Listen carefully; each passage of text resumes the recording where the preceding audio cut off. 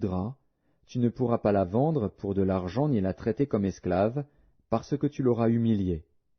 Si un homme, qui a 2 femmes, aime l'une et n'aime pas l'autre, et s'il en a des fils dont le premier-né soit de la femme qu'il n'aime pas, il ne pourra point, quand il partagera son bien entre ses fils, reconnaître comme premier-né le fils de celle qu'il aime, à la place du fils de celle qu'il n'aime pas, et qui est le premier-né. Mais il reconnaîtra pour premier-né le fils de celle qu'il n'aime pas, et lui donnera sur son bien une portion double. Car ce fils est les prémices de sa vigueur, le droit d'aînesse lui appartient. Si un homme a un fils indocile et rebelle, n'écoutant ni la voix de son père, ni la voix de sa mère, et ne leur obéissant pas même après qu'ils l'ont châtié, le père et la mère le prendront, et le mèneront vers les anciens de sa ville et à la porte du lieu qu'il habite.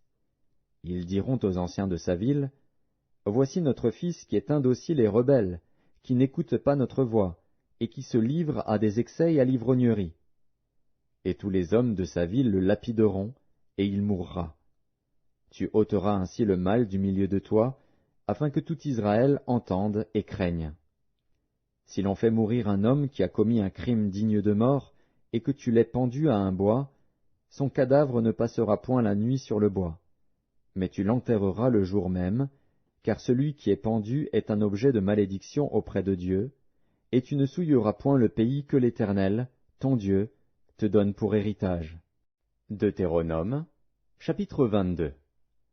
Si tu vois s'égarer le bœuf ou la brebis de ton frère, tu ne t'en détourneras point, tu les ramèneras à ton frère. Si ton frère n'habite pas près de toi, et que tu ne le connaisses pas, tu recueilleras l'animal dans ta maison, et il restera chez toi jusqu'à ce que ton frère le réclame. Et alors tu le lui rendras. Tu feras de même pour son âne, tu feras de même pour son vêtement, tu feras de même pour tout objet qu'il aurait perdu et que tu trouverais. Tu ne devras point t'en détourner. Si tu vois l'âne de ton frère ou son bœuf tomber dans le chemin, tu ne t'en détourneras point. Tu l'aideras à le relever. Une femme ne portera point un habillement d'homme, et un homme ne mettra point des vêtements de femme. Car quiconque fait ces choses est en abomination à l'Éternel, ton Dieu.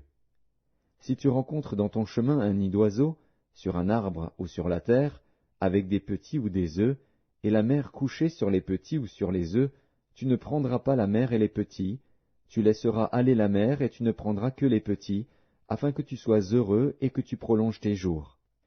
Si tu bâtis une maison neuve, tu feras une balustrade autour de ton toit, afin de ne pas mettre du sang sur ta maison, dans le cas où il en tomberait quelqu'un. Tu ne sèmeras point dans ta vigne diverses semences, de peur que tu ne jouisses ni du produit de ce que tu auras semé, ni du produit de la vigne. Tu ne laboureras point avec un bœuf et un âne attelés ensemble. Tu ne porteras point un vêtement tissé de diverses